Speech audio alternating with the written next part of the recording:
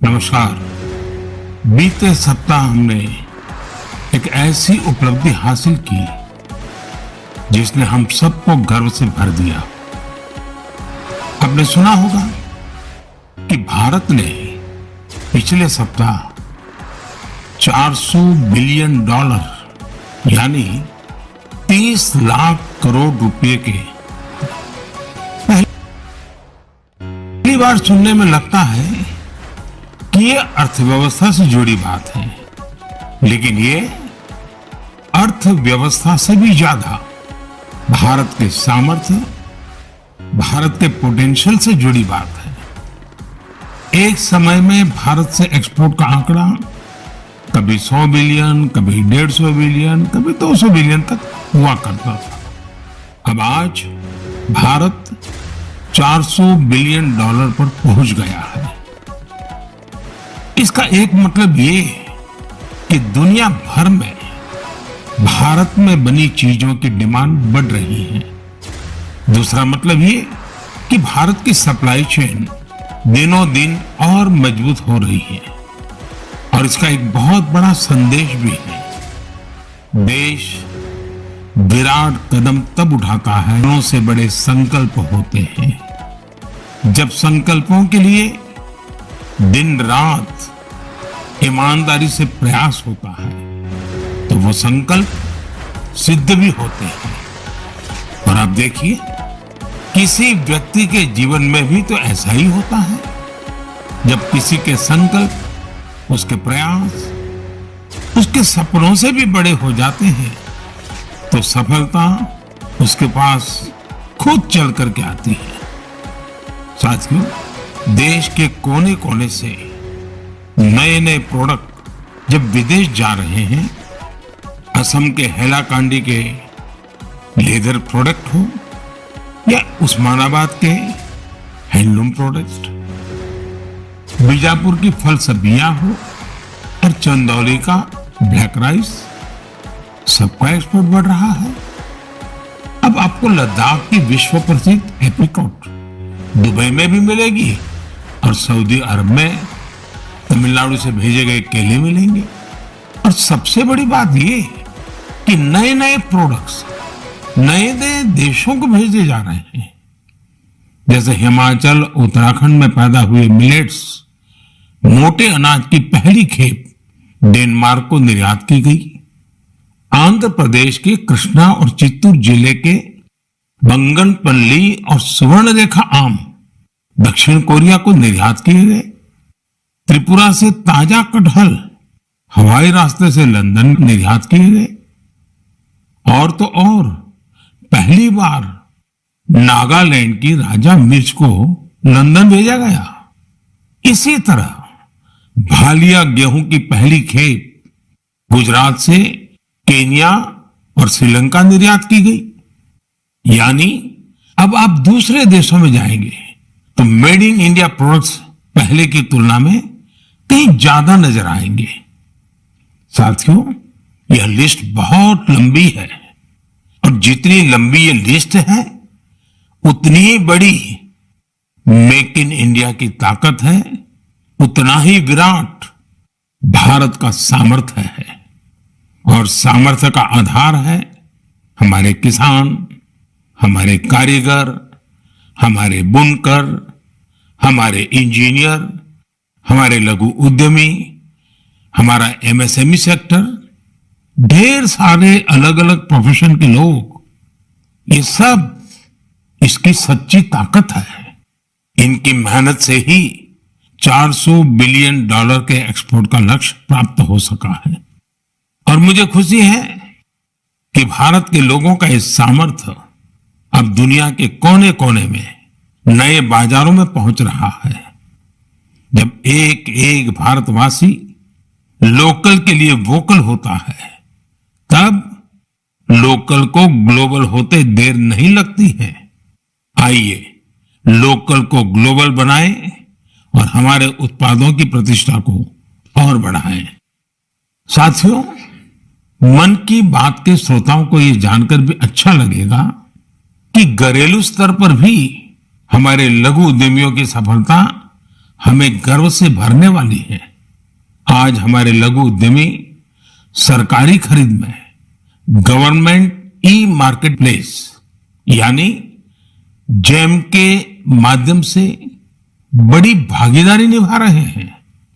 Technology के माध्यम से बहुत ही ट्रांसपेरेंट व्यवस्था विकसित की गई है। पिछले 1 साल में जेम पोर्टल के जरिए सरकार ने 1 लाख करोड़ रुपए से ज्यादा की चीजें खरीदी हैं। देश के कोने कोने से करीब करीब 1.25 लाख लघु उद्यमियों, छोटे दुकानदारों ने अपना सामान सरकार को सीधे बेचा है। एक जमाना था जब बड़ी कंपनियां ही सरकार को सामान बेच पाती थी, लेकिन अब देश बदल रहा है, पुरानी व्यवस्थाएं भी बदल रही है। अब छोटे से छोटा दुकानदार भी जेम पोर्टल पर सरकार को अपना सामान बेच सकता है। यही तो नया भारत है।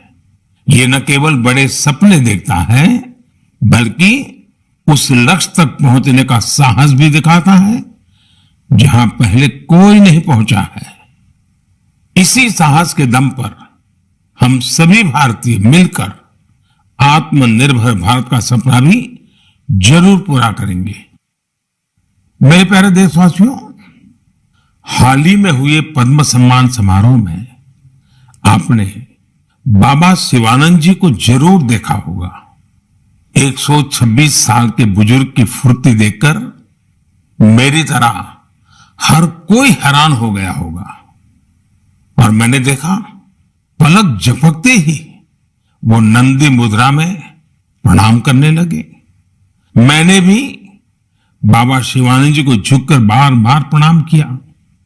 126 वर्ष की आयु और बाबा शिवानंद की फिटनेस दोनों आज देश में चर्चा का विषय है। मैंने सोशल मीडिया पर कई लोगों का कमेंट देखा कि बाबा शिवानंद अपनी उम्र से 4 गुना कम आयु से भी ज्यादा फिट है। वाकई बाबा शिवानंद का जीवन हम सभी को प्रेरित करने वाला है। मैं उनकी दीर्घ आयु की कामना करता हूं। उनमें योग के प्रति एक पैशन है और वे बहुत हेल्दी लाइफस्टाइल जीते हैं। जीवेम शरदः शतम। हमारी संस्कृति में सबको 100 वर्ष के स्वस्थ जीवन की शुभकामनाएं दी जाती हैं। हम 7 अप्रैल को विश्व स्वास्थ्य दिवस मनाएंगे। आज पूरे विश्व में हेल्थ को लेकर भारतीय चिंतन, चाहे वो योग हो या आयुर्वेद, इसके प्रति रुझान बढ़ता जा रहा है। अभी आपने देखा होगा कि पिछले ही सप्ताह कतर में एक योग कार्यक्रम का आयोजन किया गया। इसमें 114 देशों के नागरिकों ने हिस्सा लेकर एक नया वर्ल्ड रिकॉर्ड बना दिया। इसी तरह से आयुष इंडस्ट्री का बाजार भी लगातार बड़ा हो रहा है। 6 साल पहले आयुर्वेद से जुड़ी दवाइयों का बाजार 22,000 करोड़ रुपए के आसपास का था। आज आयुष मैन्युफैक्चरिंग इंडस्ट्री 1,40,000 करोड़ रुपए के आसपास पहुंच रही है। यानी इस क्षेत्र में संभावनाएं लगातार बढ़ रही हैं। स्टार्टअप वर्ल्ड में भी आयुष आकर्षण का विषय बनता जा रहा है। साथियों, हेल्थ सेक्टर के दूसरे स्टार्टअप्स पर तो मैं पहले भी कई बार बात कर चुका हूं, लेकिन इस बार आयुष स्टार्टअप्स पर आपसे विशेष तौर पर बात करूंगा। एक स्टार्टअप है कपिवा। इसके नाम में ही इसका मतलब छिपा है। इसमें क का मतलब है कफ, पी का मतलब है पित्त और वा का मतलब है वात। यह स्टार्टअप हमारी परंपराओं के मुताबिक हेल्दी ईटिंग हैबिट्स पर आधारित है। एक और स्टार्टअप निरोग स्ट्रीट भी है। आयुर्वेद हेल्थ केयर इकोसिस्टम में एक अनूठा कंसेप्ट है।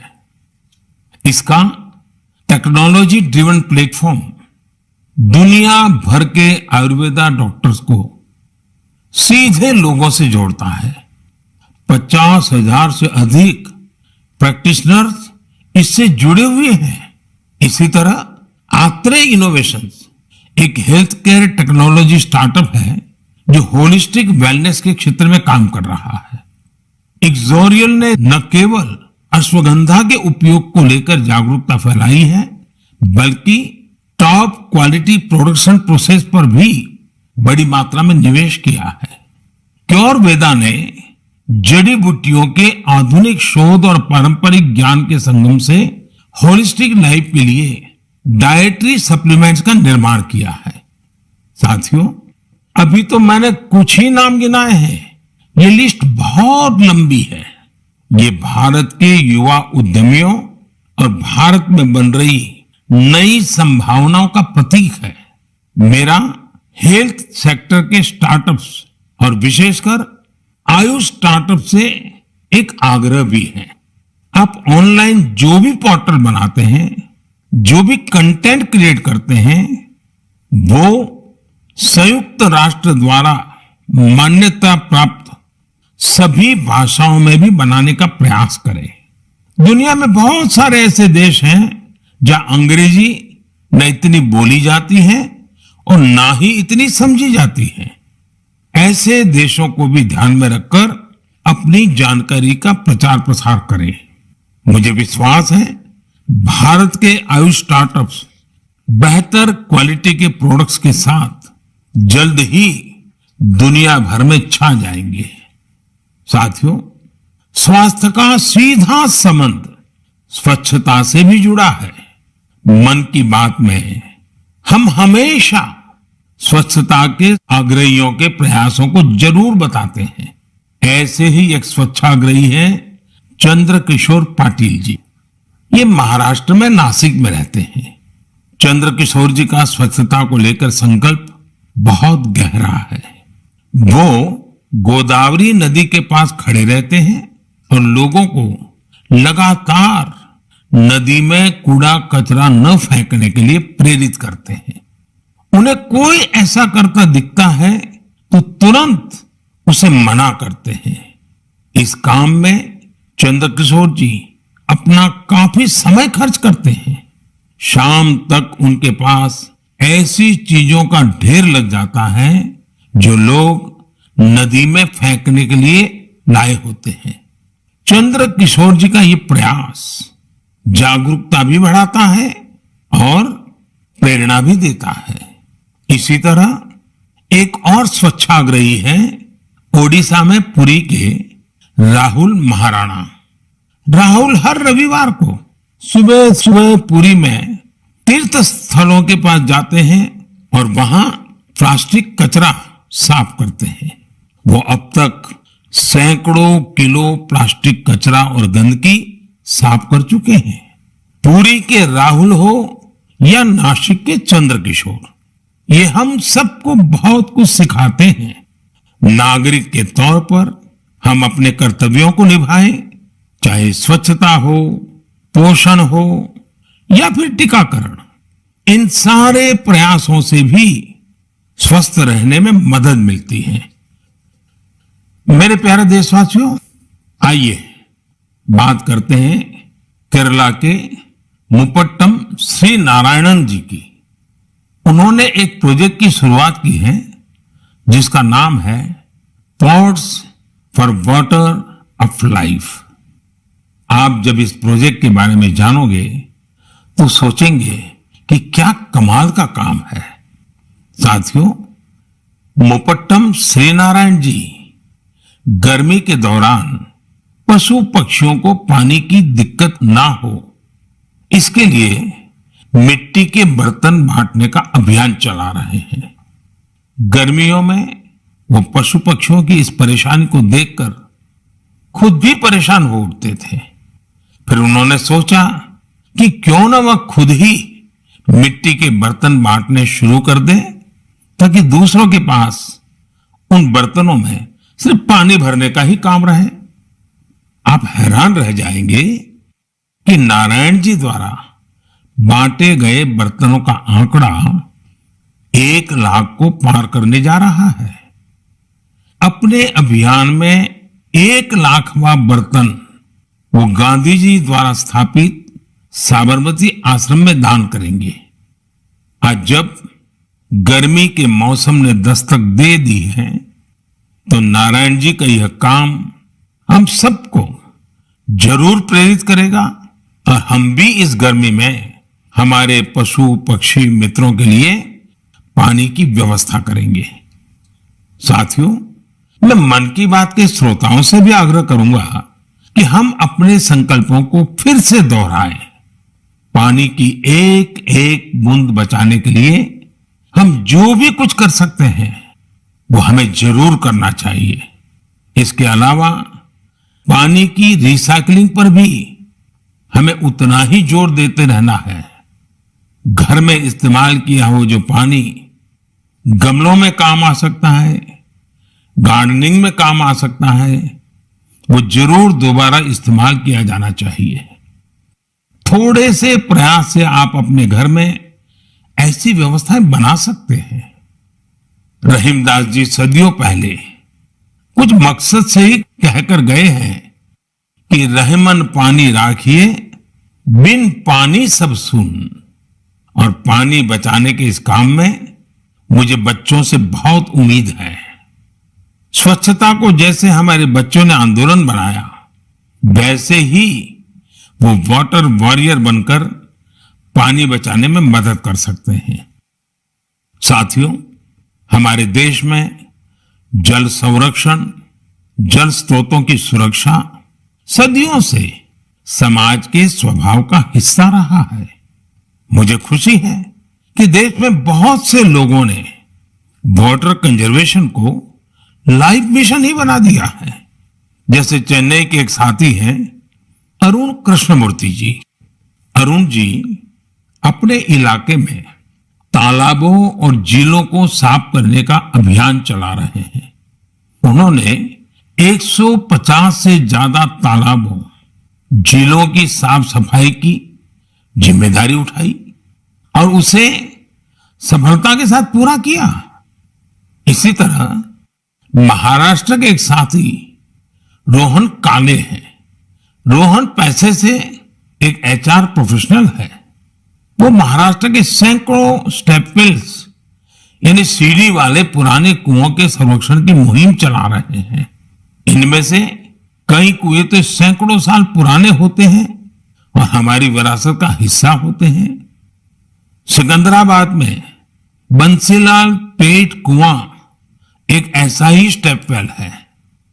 बरसों की उपेक्षा के कारण ये स्टेप वेल मिट्टी और कचरे से ढंक गया था, लेकिन अब वहां इस स्टेप वेल को पुनर्जीवित करने का अभियान जन भागीदारी से शुरू हुआ है। साथियों, मैं तो उस राज्य से आता हूं जहां पानी की हमेशा बहुत कमी रही है। गुजरात में इन स्टेप वेल्स को वाव कहते हैं। गुजरात जैसे राज्य में वाव की बड़ी भूमिका रही है। इन कुओं या बावड़ियों के संरक्षण के लिए जल मंदिर योजना ने बहुत बड़ी भूमिका निभाई। पूरे गुजरात में अनेकों बावड़ियों को पुनर्जीवित किया गया। इससे इन इलाकों में वाटर लेवल को बढ़ाने में भी काफी मदद मिली। ऐसे ही अभियान आप भी स्थानीय स्तर पर चला सकते हैं। चेकडैम बनाने हो, रेन वाटर हार्वेस्टिंग हो, इसमें इंडिविजुअल प्रयास भी अहम है और कलेक्टिव एफर्ट्स भी जरूरी है। जैसे आजादी के अमृत महोत्सव में हमारे देश के हर जिले में कम से कम 75 अमृत सरोवर बनाए जा सकते हैं। कुछ पुराने सरोवरों को सुधारा जा सकता है, कुछ नए सरोवर बनाए जा सकते हैं। मुझे विश्वास है आप इस दिशा में कुछ न कुछ प्रयास जरूर करेंगे। मेरे प्यारे देशवासियों, मन की बात उसकी एक खूबसूरती ये भी है कि मुझे आपके संदेश बहुत सी भाषाओं, बहुत सी बोलियों में मिलते हैं। कई लोग माई गॉव पर ऑडियो मैसेज भी भेजते हैं। भारत की संस्कृति, हमारी भाषाओं, हमारी बोलियां, हमारे रहन सहन, खान पान का विस्तार, ये सारी विविधताएं हमारी बहुत बड़ी ताकत है। पूरब से पश्चिम तक, उत्तर से दक्षिण तक भारत को यही विविधता एक करके रखती हैं, एक भारत श्रेष्ठ भारत बनाती हैं। इसमें भी हमारे ऐतिहासिक स्थलों और पौराणिक कथाओं दोनों का बहुत योगदान होता है। आप सोच रहे होंगे कि ये बात मैं अभी आपसे क्यों कर रहा हूं। इसकी वजह है माधवपुर मेला। माधवपुर मेला कहां लगता है, क्यों लगता है, कैसे ये भारत की विविधता से जुड़ा है, ये जानना मन की बात के श्रोताओं को बहुत इंटरेस्टिंग लगेगा। साथियों, माधवपुर मेला गुजरात के पोरबंदर में समंदर के पास माधवपुर गांव में लगता है, लेकिन इसका हिंदुस्तान के पूर्वी छोर से भी नाता जुड़ता है। आप सोच रहे होंगे कि ऐसा कैसे संभव है, तो इसका भी उत्तर एक पौराणिक कथा से ही मिलता है। कहा जाता है कि हजारों वर्ष पूर्व भगवान श्री कृष्ण का विवाह नॉर्थ ईस्ट की राजकुमारी रुक्मणी से हुआ था। ये विवाह पोरबंदर के माधवपुर में संपन्न हुआ था और उसी विवाह के प्रतीक के रूप में आज भी वहां माधवपुर मेला लगता है। ईस्ट और वेस्ट का ये गहरा नाता हमारी धरोहर है। समय के साथ अब लोगों के प्रयास से माधवपुर मेले में नई नई चीजें भी जुड़ रही हैं। हमारे यहां कन्या पक्ष को घराती कहा जाता है और इस मेले में अब नॉर्थ ईस्ट से बहुत से घराती भी आने लगे हैं। एक सप्ताह तक चलने वाले माधवपुर मेले में नॉर्थ ईस्ट के सभी राज्यों के आर्टिस्ट पहुंचते हैं, हैंडीक्राफ्ट से जुड़े कलाकार पहुंचते हैं और इस मेले की रौनक को चार चांद लग जाते हैं। एक सप्ताह तक भारत के पूरब और पश्चिम की संस्कृतियों का ही मेल, ये माधवपुर मेला एक भारत श्रेष्ठ भारत की बहुत सुंदर मिसाल बना रहा है। मेरा आपसे आग्रह है, आप भी इस मेले के बारे में पढ़ें और जानें। मेरे प्यारे देशवासियों, देश में आजादी का अमृत महोत्सव अब जन भागीदारी की नई मिसाल बन रहा है। कुछ दिन पहले 23 मार्च को शहीद दिवस पर देश के अलग अलग कोने में अनेक समारोह हुए। देश ने अपनी आजादी के नायक नायिकाओं को याद किया, श्रद्धापूर्वक याद किया। इसी दिन मुझे कोलकाता के विक्टोरिया मेमोरियल में विप्लवी भारत गैलरी के लोकार्पण का भी अवसर मिला। भारत के वीर क्रांतिकारियों को श्रद्धांजलि देने के लिए यह अपने आप में बहुत ही अनूठी गैलरी है। यदि अवसर मिले तो आप इसे देखने जरूर जाइएगा। साथियों, अप्रैल के महीने में हम दो महान विभूतियों की जयंती भी मनाएंगे। इन दोनों ने ही भारतीय समाज पर अपना गहरा प्रभाव छोड़ा है। ये महान विभूतियां हैं महात्मा फुले और बाबा साहब आम्बेडकर। महात्मा फुले की जयंती 11 अप्रैल को है और बाबा साहब की जयंती हम 14 अप्रैल को मनाएंगे। इन दोनों ही महापुरुषों ने भेदभाव और असमानता के खिलाफ बड़ी लड़ाई लड़ी। महात्मा फुले ने उस दौर में बेटियों के लिए स्कूल खोले, कन्या शिशु हत्या के खिलाफ आवाज उठाई। उन्होंने जल संकट से मुक्ति दिलाने के लिए भी बड़े अभियान चलाए। साथियों, महात्मा फुले की इस चर्चा में सावित्रीबाई फुले जी का भी उल्लेख उतना ही जरूरी है। सावित्रीबाई फुले ने कई सामाजिक संस्थाओं के निर्माण में बड़ी भूमिका निभाई। एक शिक्षिका और एक समाज सुधारक के रूप में उन्होंने समाज को जागरूक भी किया और उसका हौसला भी बढ़ाया। दोनों ने साथ मिलकर सत्य शोधक समाज की स्थापना की, जन जन के सशक्तिकरण के प्रयास किए। हमें बाबा साहब आम्बेडकर के कार्यों में भी महात्मा फूले के प्रभाव साफ दिखाई देते हैं। वो कहते भी थे कि किसी भी समाज के विकास का आकलन उस समाज में महिलाओं की स्थिति को देखकर किया जा सकता है। महात्मा फूले, सावित्रीबाई फूले, बाबा साहब आम्बेडकर के जीवन से प्रेरणा लेते हुए मैं सभी माता पिता और अभिभावकों से अनुरोध करता हूं कि वे बेटियों को जरूर पढ़ाएं। बेटियों का स्कूल में दाखिला बढ़ाने के लिए कुछ दिन पहले ही कन्या शिक्षा प्रवेश उत्सव भी शुरू किया गया है। जिन बेटियों की पढ़ाई किसी वजह से छूट गई है, उन्हें दोबारा स्कूल लाने पर फोकस किया जा रहा है। साथियों, ये हम सभी के लिए सौभाग्य की बात है कि हमें बाबा साहब से जुड़े पंच तीर्थ के लिए कार्य करने का भी अवसर मिला है। उनका जन्मस्थान महू हो, मुंबई में चैत्य भूमि हो, लंदन का उनका घर हो, नागपुर की दीक्षा भूमि हो या दिल्ली में बाबा साहब का महापरिनिर्वाण स्थल, मुझे सभी जगहों पर, सभी तीर्थों पर जाने का सौभाग्य मिला है।